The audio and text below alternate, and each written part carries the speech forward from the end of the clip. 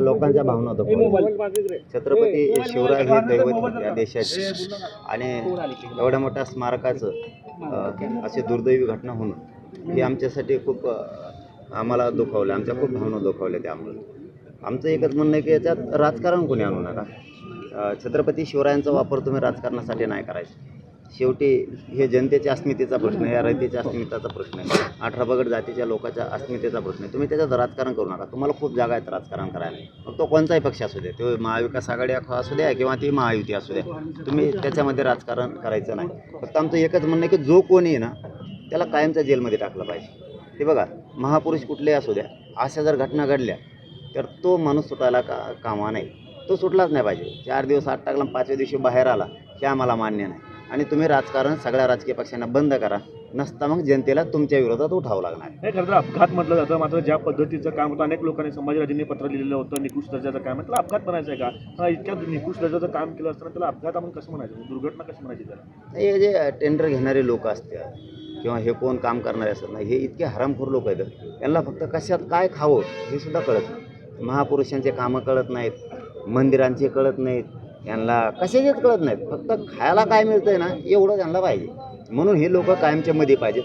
आणि यांनी जर राजकारण बंद नाही केलं या दोघांनी एकमेकावर पडायचं तर आम्हाला तो मुद्दा हातात घ्यावा लागणार आहे जनते. देशाच्या पंतप्रधानांनी माफी मागितली घडलेल्या घटनेसंदर्भात. नाही, आता याच्या अगोदरही 8-15 ते घटना घडल्याबरोबर मला काही प्रश्न विचारले होते. त्यावेळेस उद्घाटक का करून गेले. हे बघा, मला राजकारण करायचं म्हणून मी करत नसतो.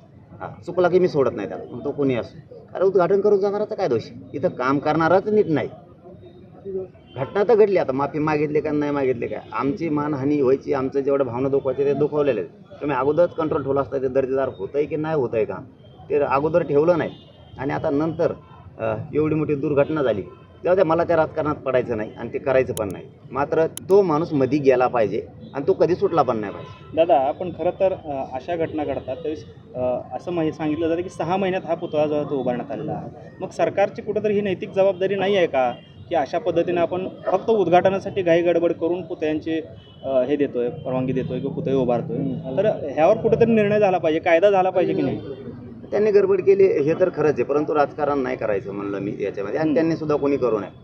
आता शेवटी इथून पुढं तरी अशा घटना होऊ नयेत याच्यासाठी मी सकाळी पण सांगितलं की कायद्यातच दुरुस्ती व्हायला पाहिजे. त्या की महापुरुष कुठले पण असू द्या, त्यांच्याबद्दल जर असं कुठं घडलं, त्यांनी दर्जेदार काम नाही केलं किंवा त्याची काही चूक आहे, त्याच्यात असणारा कोण मध्ये सुद्धा मध्यस्थी बी असतो कोणीतरी, हे सगळेच मध्ये गेले पाहिजे.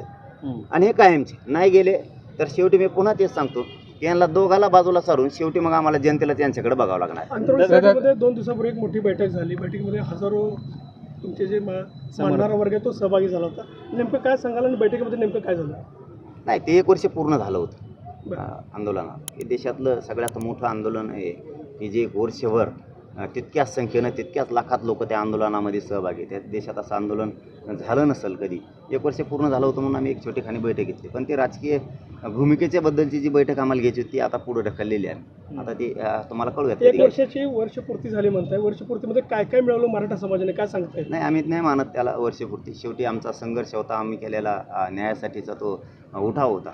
ज्या दिवशी ते होईल त्या दिवशी आमचं वर्ष. पण एवढं मात्र खरं आहे की त्या तारखेला सगळा समाज या राज्यातला एकत्र आला होता. जी काय आम्हाला हिनवलं जायचं, तिरस्कारानं समाजाला माझ्या बघितलं जायचं, नाव ठेवलं जायचं, एक होत नाही अमुक तमुक, तर त्या दिवशी समाज राज्यातला एक झाला होता आणि त्याला 1 वर्ष पूर्ण होऊन आताही तो संघर्ष आणि तो लढा सुरूच. दादा, आरोग्यमंत्र्यांनी काल एक विधान केलेलं आहे की शेतकऱ्याचे अवकात काढलेले आहे. खरं तर न्याय मागण्यासाठी हा शेतकरी त्यांच्याकडे गेला होता, मतदारसंघातला होता. त्यांनी ते स्टेटमेंट दुरुस्त करायला पाहिजे. कारण शेवटी शेतकऱ्यांच्या जनतेच्या भावना नाही दुखू शकत तुम्ही. तुमच्याकडे कसले पद आलेत म्हणून तुम्ही लोकांना वाटेल ते तोंड टाकून नाही बोलू शकत. कारण त्याचे दुर्गामी परिणाम खूप वाईट होते, खूप वाईट होणार आणि होणार सुद्धा. शेतकरी सोडत नाहीत. असं शेतकऱ्याच्या मागा लागणारा शेतकरी सोडित नसतो आणि सोडायला बी नाही पाहिजे.